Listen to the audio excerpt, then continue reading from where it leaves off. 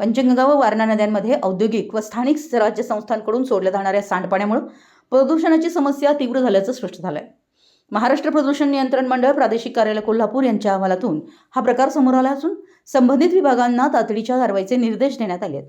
कोल्हापूर पाटबंधारे विभाग, उत्तर व शिरोळ पाटबंधारे उपविभाग यांच्या पत्रांच्या आधारे मंडळानं विविध ठिकाणी पाहणी करून पाण्याचे नमुने तपासलेत।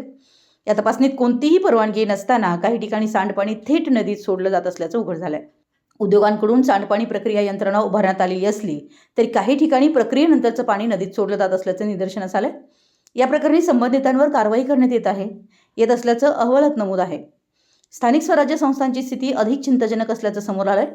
कोल्हापूर महानगरपालिकेकडून दररोज सुमारे 146.2 दशलक्ष लिटर सांडपाणी निर्माण होत असून त्यापैकी 106.7 दशलक्ष लिटरवरच प्रक्रिया होते, तर 42.5 दशलक्ष लिटर पाणी प्रक्रिया न करता नदीत मिसळतं।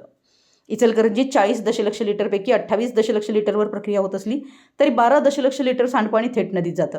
जिल्हा परिषद व ग्रामपंचायतीकडून निर्माण होणाऱ्या 196.9 दशलक्ष लिटर सांडपाण्यावर कोणतीही प्रक्रिया होत नसल्याचंही स्पष्ट झालंय।